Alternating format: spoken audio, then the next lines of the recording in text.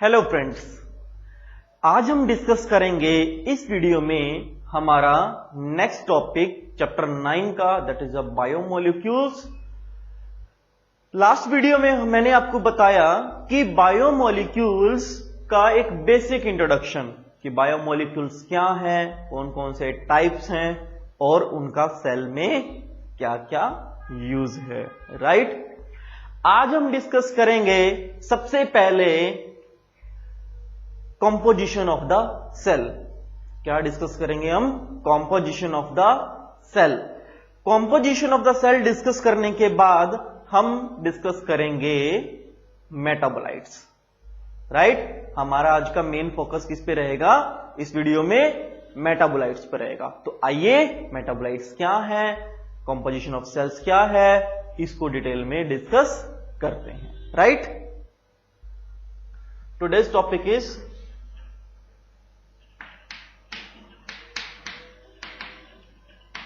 composition of cell। अब यहां पर composition of cell की जब बात करते हैं तो मेनली हम फोकस करेंगे ऑर्गेनिक कंपाउंड्स पर।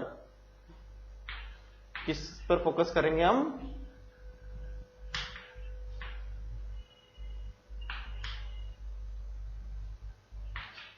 ऑर्गेनिक कंपाउंड्स पर फोकस करेंगे। ऑर्गेनिक कंपाउंड्स मींस इसमें हम चेक करेंगे वाटर कितना परसेंट है, कार्बोहाइड्रेट कितना परसेंट है, आयरन कितना परसेंट है, मैग्नीशियम कितना परसेंट है, right, and rest of the material कितने परसेंट है। तो बेसिक अगर मैं डेफिनेशन आपसे पूछूं सेल की, तो सेल की जो बेसिक डेफिनेशन क्या बताई थी मैंने आपको? सेल क्या है? एक बेसिक यूनिट है लिविंग ऑर्गेनिज्म का जो कि स्ट्रक्चरल एंड फंक्शन को परफॉर्म करता है। Cell is the basic structural and functional unit of the living organism और fundamental unit of the living organism. अब कंपोजिशन की जब हम बात करते हैं तो हमें कंपोजिशन का पता कैसे चला? आपको मैं एक छोटे से एग्जांपल से बताता हूं, आपको समझ में आ जाएगा इजीली। कंसिडर, आपने एवरेज एक टिश्यू, स्मॉल टिश्यू पार्ट को आपने लिया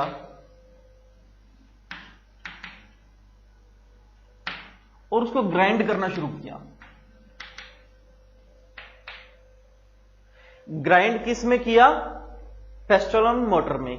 ठीक है, आपने उसको बार बार आप पेस्टल से आप उसको हिट कर रहे हो, ठीक है, एक स्मॉल टिश्यू को। ठीक है, और वो क्या होगा? धीरे धीरे धीरे धीरे बहुत सारे पार्ट्स में डिवाइड हो जाएगा। राइट, जब वो पार्ट्स में डिवाइड होगा, डिवाइडेड इनटू पार्ट्स लिख देता हूं मैं यहां स्टेप बाय स्टेप।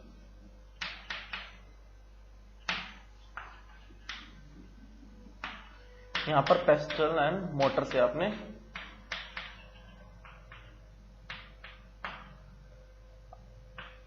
इसको ग्राइंड करना शुरू किया और डिवाइड हो गया ये पार्ट्स में। जब एक एक्सटेंड लिमिट मान के चलो, आपने 1 आवर तक उसको पेस्टल एंड मोटर से आपने हिट किया, उसको ग्राइंड किया, तो और वो बिल्कुल converted into very very less parts, into small parts. बहुत सारे छोटे छोटे पार्ट्स में ये डिवाइड हो गया। अब बहुत सारे छोटे छोटे पार्ट्स में डिवाइड होने के बाद क्या कि उसका सेल डिवाइड हो गए। सेल इंडिविजुअल एक एक करके हमें पता चलने लगे कि इनके सेल्स को डिवाइड हो गए हैं, अलग अलग हुए हैं। बट आपने नोटिस किया होगा कि जब हम किसी भी टिश्यू को, प्लांट टिश्यू की अगर चलो मैं यहां बात कर रहा हूं, अगर मैं प्लांट टिश्यू को अगर मैं हिट करता हूं, उसके सेल को हिट करता हूं, ये एक सेल है प्लांट टिश्यू का, अगर मैं इसको ऊपर से हिट करता हूं पेस्टल मोटर से, तो इसकी जो अपर वाल है वो डिस्टर्ब नहीं हो जाएगी? हो जाएगी ना? सेल वाल है जो इसकी डिस्टर्ब हो जाएगी, प्लाज्मा मेम्ब्रेन डिस्टर्ब हो जाएगी, ऑर्गेनेल इसके बाहर आ सकते हैं, हो सकता है, इट इज पॉसिबल।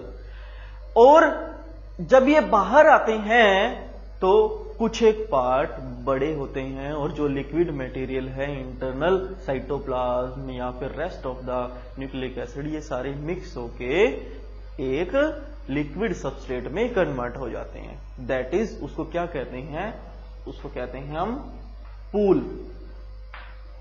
क्या कहते हैं? पूल कहते हैं।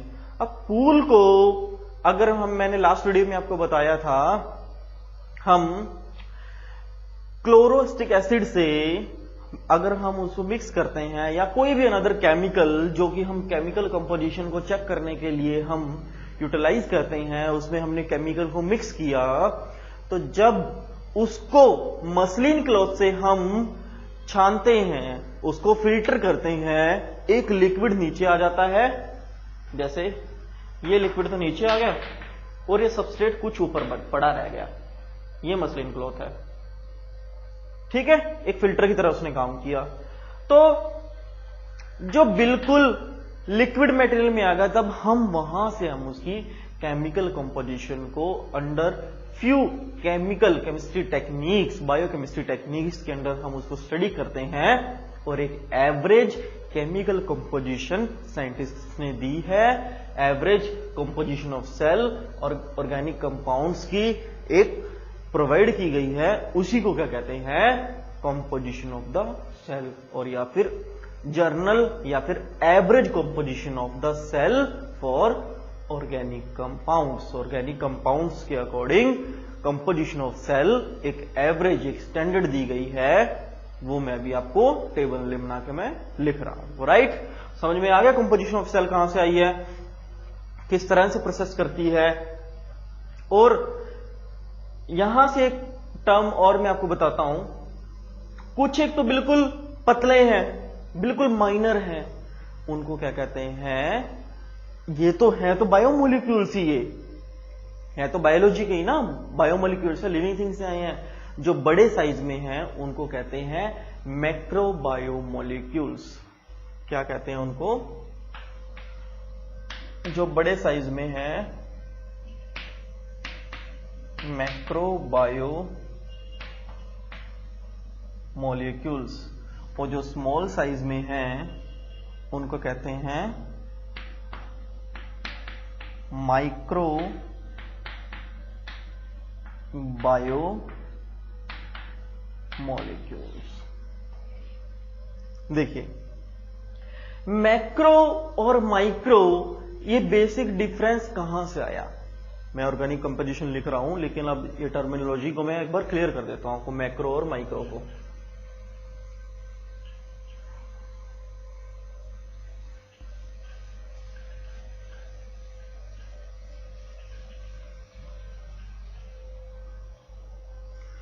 मैक्रो और माइक्रो की जब हम बात करते हैं तो सबसे पहले बात करते हैं, मैं माइक्रो की बात करता हूं।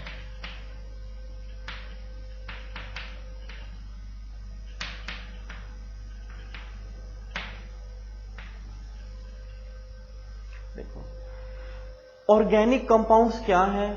सबसे पहले पता होना चाहिए, लिपिड्स, न्यूक्लिक एसिड, वाटर, ये सारे ऑर्गेनिक में आते हैं। जहां पर कार्बन की कंपोजिशन होगी, कार्बन एक असिस्ट कर रहा है, कार्बन प्रेजेंस है, तो वो क्या होते हैं?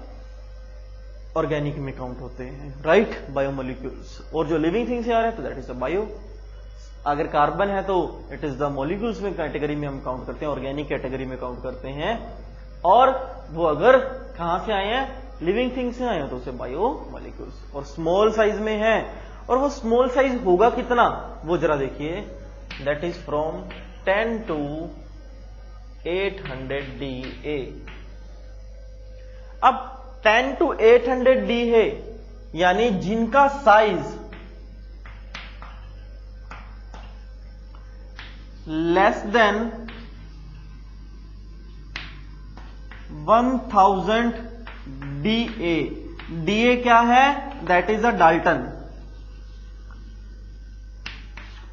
डाल्टन एक साइंटिस्ट हुए हैं, उन्होंने एक साइज के ऊपर एक मॉलिक्यूल ऑर्गेनिक के ऊपर एक साइज की एक थ्योरी दी है, तो उसको क्या कहते हैं, डाल्टन यूनिट्स कहते हैं। डाल्टन उनके नाम पर ही उनको इन्होंने एक स्टैंडर्ड टर्मिनोलॉजी दी है।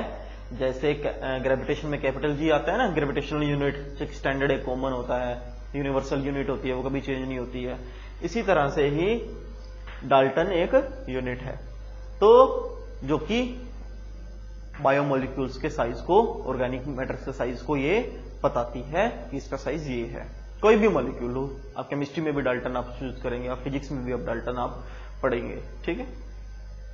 अभी के लिए इतना समझ ली, डाल्टन एक साइज है, ठीक है। जिनका साइज, जिन बायोमोलिक्यूल्स का साइज 1000 डाल्टन से कम है, उनको क्या कहते हैं, that is comes under in the micro biomolecules. क्या कहते हैं, माइक्रो बायोमोलिक्यूल्स। अब यहां पर एक टर्मिनोलॉजी है लिपिड। लिपिड, लिपिड का मतलब है, हिंदी में बोलते हैं वसा। ऐसी चीजें जिससे, जो तेल वाली चीजें होती हैं, जिसमें ऑयल है, ठीक है। तो ऑयल आपने देखा होगा कि ऑयल वाटर में सोल्यूबल तो नहीं है, ठीक है, लेकिन लिपिड के केस में ये इंटरमीडिएटरी फ्लेक्सिबल है। हालांकि इसका साइज तो अप्रोक्स 800 के आसपास रहता है, इसका साइज अलग अलग कैटेगरी में, ऑयल की कैटेगरी में, बट फिर भी इसको किस कैटेगरी में काउंट करते हैं, मैक्रो में काउंट करते हैं, because of the insoluble in water. But कुछ केसेस में जो लिपिड है वो माइक्रो भी है, तो इसीलिए इसको फ्लेक्सिबल ऑर्गेनिक कंपाउंड कहा जाता है। क्या कहा जाता है,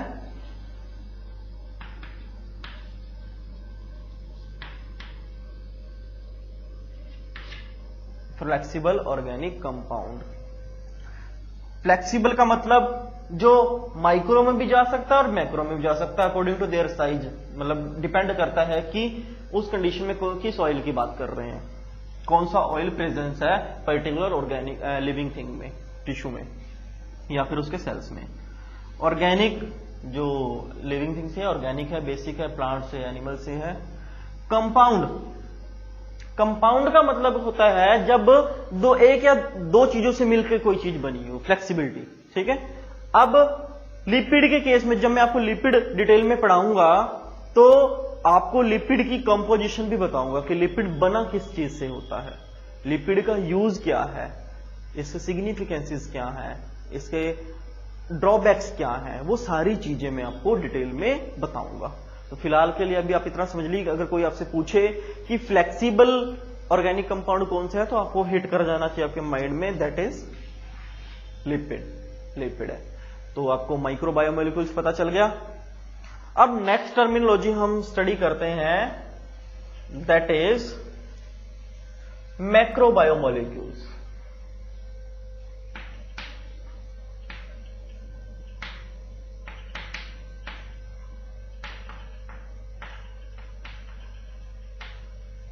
क्या स्टडी करेंगे हम, मैक्रो बायोमोलिक्यूल्स। मैक्रो बायोमोलिक्यूल्स का मतलब क्या है, मैक्रो का मतलब होता है बिग इन साइज, साइज में जो बड़े हों। अभी जब मैं आपको यहां पर पेस्टल मोटर का एक आपको कंपोजिशन ऑफ सेल का जब मैं आपको एक बेस बता रहा था, तो मैंने आपको बताया था ना कुछ एक ऐसे पार्टिकल्स हैं जो कि मसलिन क्लॉथ में छनते नहीं है, जो सबस्ट्रेट ऊपर बच जाता है, तो वो मैक्रो कैटेगरी में काउंट होते हैं, having size more than 1000 Dalton, having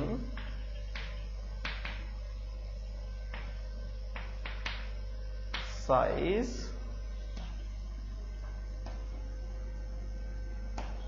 more than 1000 Dalton। ठीक है, जिनका साइज 1000 डाल्टन से अलग है उनको क्या कहते हैं, मैक्रो मॉलिक्यूल्स कहते हैं। बट इसमें भी फ्लेक्सिबिलिटी होती है, याद रखना, इसमें भी फ्लेक्सिबिलिटी होती है।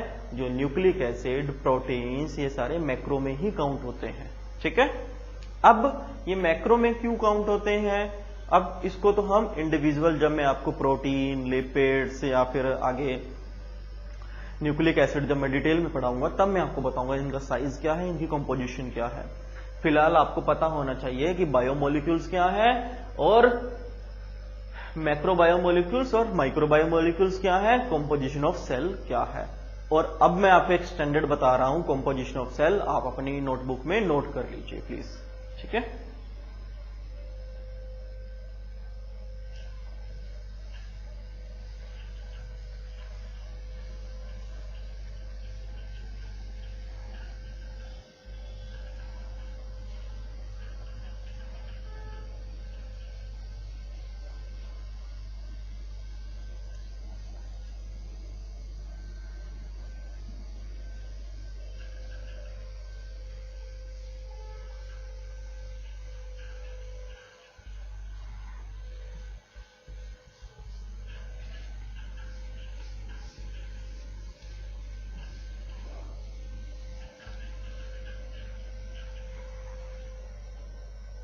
देखिए कॉम्पोजिशन ऑफ द सेल में सबसे पहला और most important part is the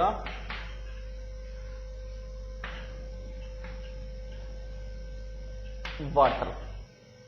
पानी कितने परसेंट है,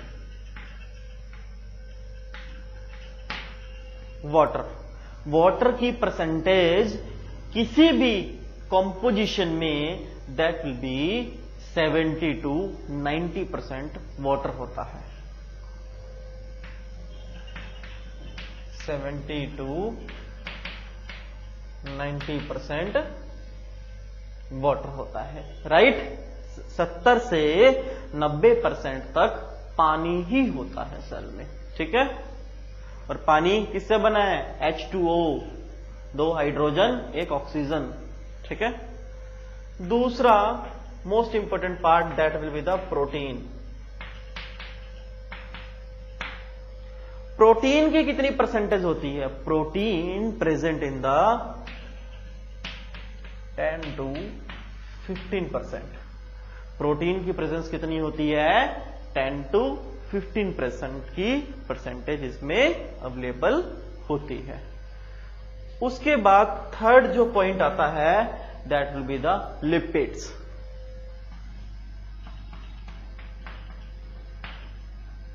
लिपिड किसी भी एवरेज, ये एवरेज कंपोजिशन बता रहा हूं मैं, लिख दो यहां पर,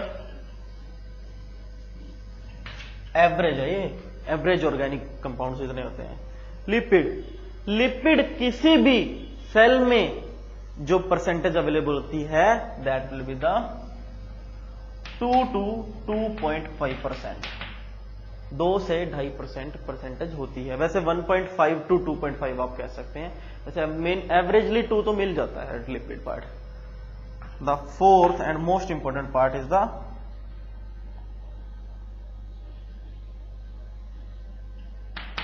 कार्बोहाइड्रेट। कार्बोहाइड्रेट की जो परसेंटेज होती है that will be the 2.5 to 3% तक कंपोजिशन होती है। उसके बाद आता है न्यूक्लियाई या फिर न्यूक्लिक एसिड जिसे बोलते हैं।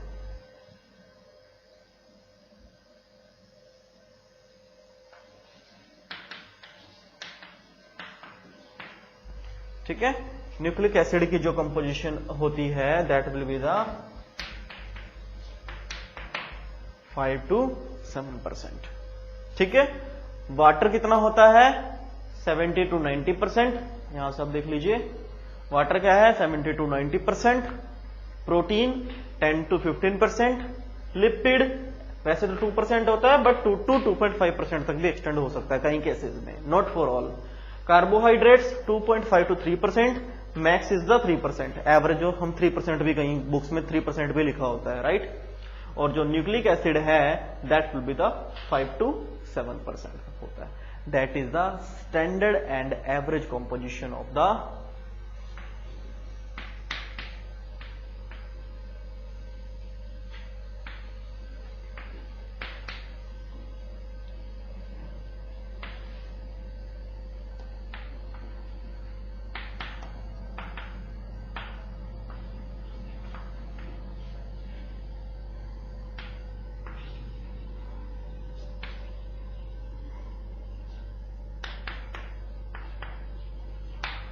सेल के अंदर जो स्टैंडर्ड और एवरेज कंपोजिशन है वो इस परसेंटेज में अवेलेबल होता है।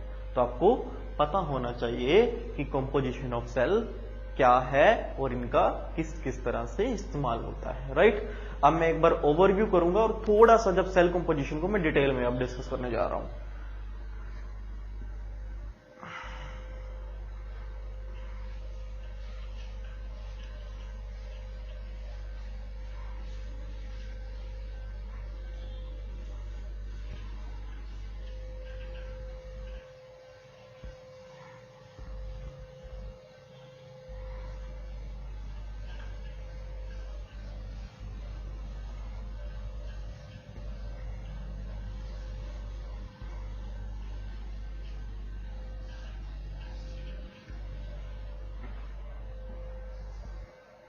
देखिए, मैंने आपको बताया था कि जो सेल का जो पार्ट रहता है, सेल अलग अलग डिफरेंशिएट पार्ट्स में डिवाइड होता है। उसकी कंपोजिशन हमने डिस्कस कर ली। अब वो composition specially proteins, water, lipids, carbohydrate and ions में क्यों डिवाइड की गई है। सबसे पहले आप ये देखिए, जब लिक्विड सबस्ट्रेट को हम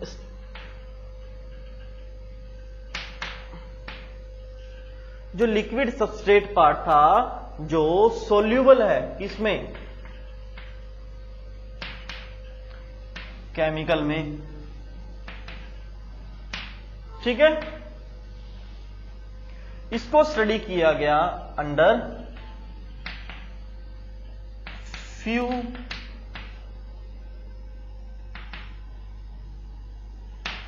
बायोकेमिस्ट्री टेक्निक्स। देखो, ऐसा जो सोल्यूबल पार्ट है, जो सोल्यूबल सबस्ट्रेट था लिविंग ऑर्गेनिज्म का, जब डिस्कस किया गया किस केस में, जब केमिकल के साथ मिलने के बाद उनको बायोकेमिस्ट्री टेक्निक्स में जब अंडर स्टडी किया गया, तब साइंटिस्ट जो थे, बायोकेमिस्ट्री जो साइंटिस्ट थे या बायोटेक्नोलॉजिस्ट हैं जो, उन्होंने पाया कि जो लिविंग ऑर्गेनिज्म है उनका जो सेल पार्ट है बहुत सारे ऑर्गेनिक कंपाउंड से बना हुआ है। अब वो ऑर्गेनिक कंपाउंड कौन कौन से हैं, किस तरह से हैं, वो उन्होंने किस में बताया, कॉम्पोजिशन ऑफ द सेल में उन्होंने बताया। और वो composition of cell further divide की गई है दो कैटेगरी में, जो मैंने ऑलरेडी आपको बता दी है। First is the chemical composition को फर्दर बायोमोलिक्यूल्स की स्टडी में भी लिया गया है। First is the micro, next is the macro. Micro क्या है, स्मॉल साइज में है, और मैक्रो क्या है, बड़े साइज में है। डिफरेंस तो इतना ही है, इससे ज्यादा डिफरेंस तो नहीं है, ठीक है।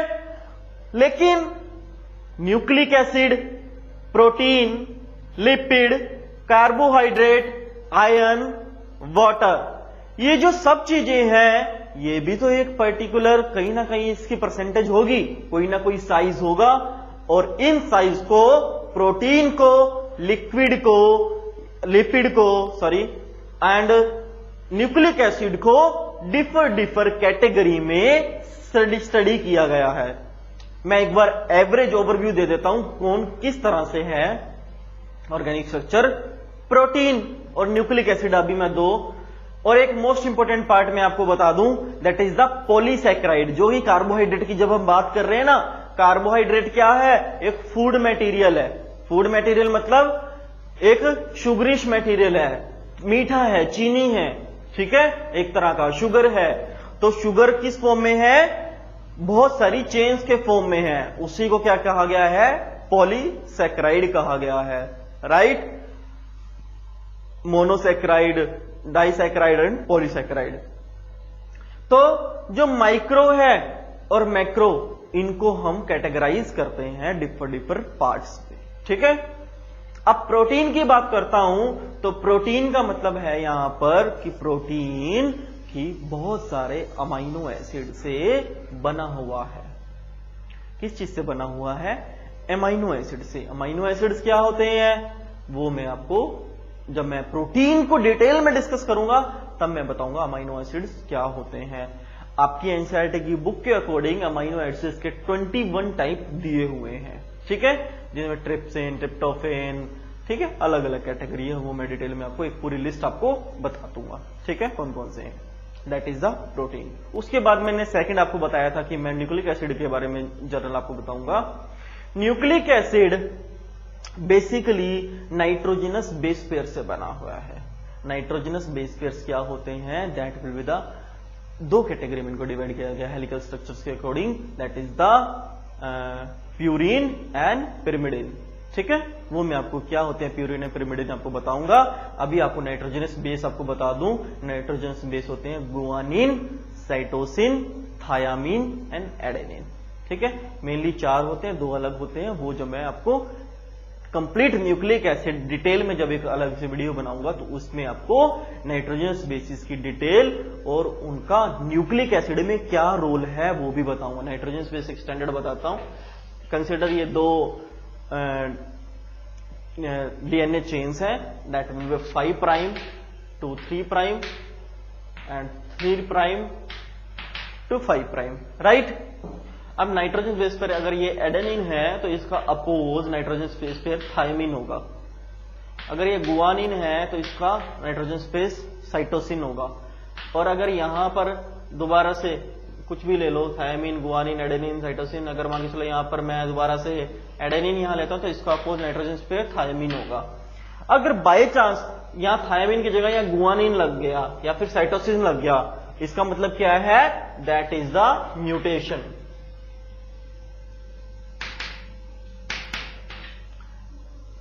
उसको क्या कहते हैं? म्यूटेशन। अब म्यूटेशन के फर्दर भी टाइप्स होते हैं। म्यूटेशन का मतलब होता है मतलब गलत जुड़ जाना, कुछ ना कुछ रिवर्स हो गया, गलत हो गया, ठीक है। तो इसी म्यूटेशन से ही फर्दर अगर मैं कहूं कोई भी बीमारी होती है जब बॉडी में या फिर जेनेटिक बीमारी होती है तो ये म्यूटेशन की वजह से ही होती है कि ये बेस पेयर्स की अलग अलग नाइट्रोजनस बेस पेयर हैं, इनकी डिफर मैचिंग से भी अलग होती है। आज के टाइम में आपने कोरोना वायरस का नाम सुना होगा, बहुत ही सभी ने मैक्सिमम सुना है, कोरोना सभी कर रहे हैं। लेकिन कोरोना का जो इनकी मेडिसिन जब बना रहे हैं, इनके लिए जो एक वैक्सीन तैयार कर रहे हैं, वैक्सीन तैयार करने के लिए मेनली किस चीज का यूज आप नोटिस, आप अगर आप बायोलॉजिस्ट हैं तो आपको पता होना चाहिए। सबसे पहले उस वायरस की जेनेटिक जीनोम को आइडेंटिफाई किया जाएगा, ठीक है। जीनोम को आइडेंटिफाई करने के बाद उनकी सबसे पहले जेनेटिक जो मेन चेन है, जीनोमिक चेन है, उस चीज को आइडेंटिफाई किया जाएगा। और वो चेन क्या है, उसका रिवर्स कौन सी नाइट्रोजनस बेस पेयर वर्क करेंगे उसको आइडेंटिफाई किया जाएगा। तो उस बिहाफ पर ही ये वैक्सीन प्रिपेयर की जाती है, ठीक है। ऐसा नहीं है कि डायरेक्टली उठाए और कोई भी वैक्सीन लगा दी, कोई भी ड्रग दे दी, नो। सबसे पहले आइडेंटिफाई किया जाता है, आइडेंटिफाई करने के बाद और उसको ट्रायल लेने के बाद ही पता चलता है कि यस कि ये उस म्यूटेशन को वहीं पर स्टॉप कर रहा है कि नहीं कर रहा, ठीक है। अगर म्यूटेशन को वहीं पर स्टॉप कर रहा है, फर्दर म्यूटेट होने से उसको बचा रहा है, दैट इज द कन्वर्टेड, तो वो मेडिसिन के लिए एप्लीकेबल होता है, अदरवाइज मेडिसिन के लिए एप्लीकेबल नहीं होता है। अब जर्नली क्या होता है कि हम कोई भी प्रोसेस करते हैं, कोई भी काम करते हैं, अब मैं एक एग्जांपल से आपको बताता हूं। देखिए जरा, ये 3 एरो बना दिए मैंने, ठीक है। अब तीनों एरो की डायरेक्शन क्या है, ये इनका टारगेट है, तीनों एरो यहां पे हिट कर रहे हैं, ठीक है। लेकिन बाय चांस जो ये वाला एरो है लास्ट वन, इसकी डायरेक्शन ऐसी होगी तो ये इस टारगेट को मिस कर देगा, मिस करेगा ना, बिकॉज डायरेक्शन चेंज हो गई। सिमिलरली, और अगर ये डायरेक्शन चेंज भी कर दे लेकिन मैं इस टारगेट को थोड़ा नीचे कर दूं तब भी हिट कर देगा, दो कंडीशन होगी, या तो उसकी डायरेक्शन चेंज हो, टारगेट अपनी पोजीशन पे फिक्स हो, या फिर एरो डाउनवर्ड चला जाए बट टारगेट को हम डाउनवर्ड कर दें। ठीक है, तब म्यूटेशन ऊपर वाली दो उसमें सकती है, ऊपर वाले दो मिस कर सकते हैं। सिमिलरली जब जेनेटिक चेंज जब होती है, जो बेस पेयर्स की चेन होती है, डीएनए चेन होती है, उसमें जब म्यूटेशन होती है, म्यूटेशन क्या है कि डिफर बेस पेयर्स पर डिपेंड करती है। अगर वो बेस पेयर अपनी सिंगल बेस पेयर भी अगर इधर से उधर हो जाता है तो क्या होता है कि म्यूटेशन वहां पर अक्कर हो जाती है, म्यूटेशन वहां पर शुरू हो जाती है। अब म्यूटेशन शुरू होने का मतलब क्या है, म्यूटेशन खत्म होने का मतलब क्या है, इसको जरा समझिए। म्यूटेशन शुरू होने का मतलब है कि बेस पेयर्स का मिसमैच होना। ठीक है, जर्नल है। अभी तो इसका अगर मैं डीप में बताऊंगा तो बहुत बड़ा एक टॉपिक ही है म्यूटेशन के ऊपर, मैं चाहे उसके ऊपर आपको मैं अगर 4 घंटे भी बोलता रहूं तब भी कम होगा। तो बेस पेयर्स का मिसमैच होना, दैट इज अ स्टैंडर्ड आप म्यूटेशन का आप याद रखिए। और म्यूटेशन का सही होना मतलब सीक्वेंस का सही होना मतलब क्या है कि बेस पेयर्स का प्रॉपरली उस पर काम करना। ठीक है, प्रॉपरली डायरेक्शन में मूव करना, दैट इज द, उसको क्या कहते हैं, बेस पेयर्स का नॉर्मली मूवमेंट हो रही है। अब ये जरूरी क्यों है, बिकॉज ऑफ दैट इस चैप्टर को पढ़ना जरूरी, इतना इंपॉर्टेंट मैं आपको क्यों इस चैप्टर पे फोकस कर रहा हूं, बिकॉज ऑफ दैट ये चैप्टर ही एक आपके कैरियर का बेस बन सकता है। जिसने इस चैप्टर को अच्छे से समझ लिया, इस चैप्टर को अच्छे से कर लिया, कॉम्पोजिशन को समझ लिया, इट्स मीन उसने बायोलॉजी का एक बहुत बहुत बड़ा पार्ट उसने समझ लिया है। और जब आप फर्दर आप हायर स्टैंडर्ड में बीएससी, एमएससी या फिर आप बीबीएस में, आप कहीं पर भी कोई भी मेडिकल स्ट्रीम में आप स्टडी करेंगे, एक सेमेस्टर में कंप्लीटली आपको बायोकेमिस्ट्री के चैप्टर्स को स्टडी करना ही होगा। विदाउट बायोकेमिस्ट्री आप सक्सेसफुल उसमें नहीं हो सकते हो, राइट। और सक्सेसफुल होने के लिए ऐसा नहीं है कि स्पेशली आप बायो पार्ट्स को ही आप स्टडी करेंगे, रेस्ट ऑफ द दिन इसके जो एसोसिएट पार्ट्स को भी आपको स्टडी करना होगा। सो फ्रेंड्स, इसी के साथ आपका जो कंपोजिशन ऑफ द सेल और आपका मेनली माइक्रो एंड मैक्रोमोलिक्यूल्स का जो पार्ट्स है वो यहीं पे फिनिश होता है। तो होप सो फ्रेंड्स आपको आज का लेक्चर पसंद आया होगा। किसी को भी कोई भी प्रॉब्लम हो कमेंट बॉक्स में आप बता सकता है, कोई टर्मिनोलॉजी क्लियर ना हो या फिर कोई टॉपिक या कुछ ऐसा स्पेसिफिक आपको कुछ समझना हो अपने +1 के एनसीईआरटी के चैप्टर्स में से, तो आप कमेंट बॉक्स में बता सकते हैं। उस पर हम फोकस करके हम आपको अलग से वीडियोस या फिर जब मैं वीडियो बना रहा हूं तो उसी में आपको एडिशनल टॉपिक पे डिस्कशन हम कर सकते हैं। तो साथ ही मैं आपको कहूंगा जो हमारा YouTube चैनल है प्रोफेसर DR विज, आप ज्यादा से ज्यादा सब्सक्राइब करिए, शेयर करिए ताकि सभी इसकी हेल्प ले सकें। इस चैनल पर मेनली 9th, 10th, +1 एंड +2 की physics, chemistry, mathematics and biology की एनसीईआरटी बेस्ड सिलेबस पर सभी वीडियोस अवेलेबल है। बिकॉज किसी को मैथ में प्रॉब्लम होती है, किसी को फिजिक्स में, किसी को केमिस्ट्री में, किसी को बायो में, तो सारी प्रॉब्लम्स का सॉल्यूशन आपको इस चैनल पर मिल जाएगा। तो आप ज्यादा से ज्यादा सब्सक्राइब करिए, शेयर करिए ताकि आपके साथ आपके फ्रेंड्स, आपके सीनियर और जूनियर सभी आपके कोलीग्स इसकी हेल्प ले सकें, उस चैनल का मैक्सिमम टू मैक्सिमम बेनिफिट उठा सकें। Thank you so much.